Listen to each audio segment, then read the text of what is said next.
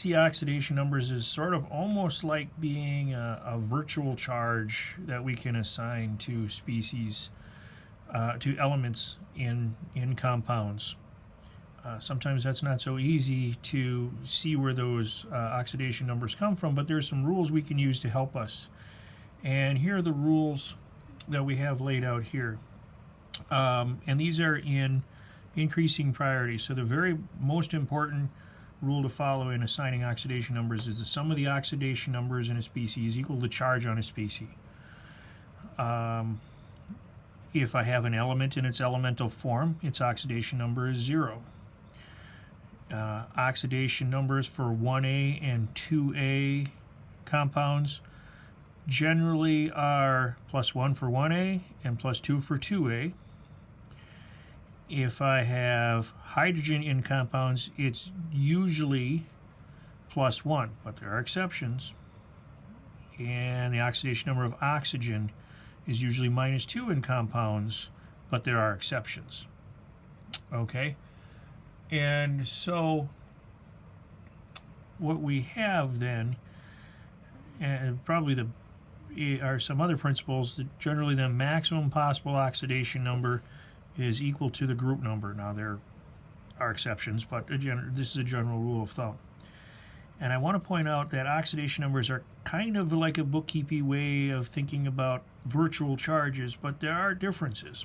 Okay, for example, oxidation numbers can be fractions. Okay, you can't really have a fractional charge on any one single atom because you can't subdivide proton or electron charges. But let's go through some examples here, and I think this will help reinforce what's going on. So let's consider this one. This is magnesium hydride is its name. Okay, and the sum of all the oxidation numbers in this needs to be equal to the charge on of the magnesium hydroxide or hydride, and so the sum would be equal to 0 here. All right, and so magnesium tends to form 2+ ions. There's 1 magnesium. All right, and there are 2 hydrogens, and again the sum of those needs to be 0. So this, in order for this to work, has to be -1.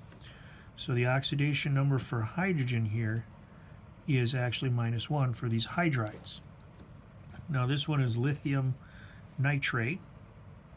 Okay, and looking at this one, we have 1 lithium with a +1 oxidation number. Okay, where we have it's equal to its charge as a lithium ion. Okay, we have 1 nitrogen, and nitrogen is pretty variable in oxidation number, so I'm going to leave that one blank for now. And we have 3 oxygens, and the oxidation of each number of each oxygen in this compound is -2. All right, according to this rule. And the sum of all the oxidation numbers has to be equal to the overall charge of the compound, which is 0. So solving for this, we find that the oxidation number for nitrogen has to be +5.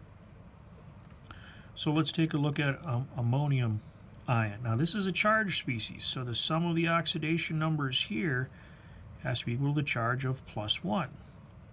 Okay, and so we have 1 nitrogen, and remember nitrogen is very variable in oxidation numbers, so usually assign that one last. But we have 4 hydrogens, and the oxidation number of each hydrogen is +1. So what we have here is the oxidation number for nitrogen has to be -3. So you can see nitrogen has a pretty wide range going from +5 in this compound to -3 here. Okay, and now this is potassium superoxide, as it's called. And we can assign the oxidation numbers here. The sum of the oxidation numbers has to be equal to 0. Okay. And potassium, and have an oxidation number of +1, so there's 1 potassium with an oxidation number of +1, plus 2 oxygens, and the only way for this to be an equality here set it equal to 0, is that the oxidation number of each oxygen in that superoxide is minus 1/2. So again, it's not like the atoms have a charge of minus 1/2. It's sort of an average of those two oxygens having an oxidation number of minus 1/2. Okay, here's another one involving an organic compound, a carbon-containing compound. And so the sum of the oxidation numbers has to be equal to 0.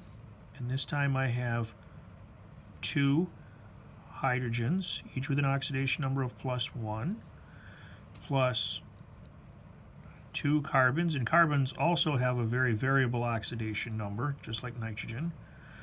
And I have 4 oxygens, each with an oxidation number of -2. And to make this into an equality, the oxidation number of carbon has to be +3. And here's an ionic compound, potassium dichromate. And what I have here, same idea, set this equal to 0.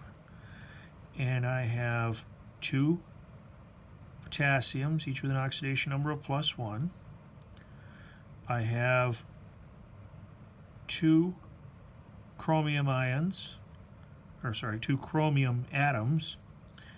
We haven't figured out what that oxidation number is yet. And I have 7 oxygens, each with a -2 oxidation number. To make this all work out, what we have here is chromium has to be a +6 oxidation number. Okay? And what we have here is a compound called magnetite. It's an iron oxide compound, and I actually have a sample of magnetite here. You can see it has this sort of silvery gray material is magnetite, and it is naturally can be attracted to magnets. Here's a tiny little magnet here, and I have a magnet I can put on here, and you can see that the magnet is attracted to the magnetite. And let's work out the oxidation numbers in magnetite. Okay, so we have 3 irons and 4 oxygens, and the sum of the oxidation numbers has to be equal to the charge of the compound, which is 0. And so if we set oxygen as -2, again using this rule, but this rule has priority, which means that in order for this to be an equality, iron has to have an oxidation number of +8/3. Now again, there's no single ion in this compound that has a charge of 8/3. What we have in this magnetite is a mix of iron ions that are +2 and +3. But this is sort of an average of that.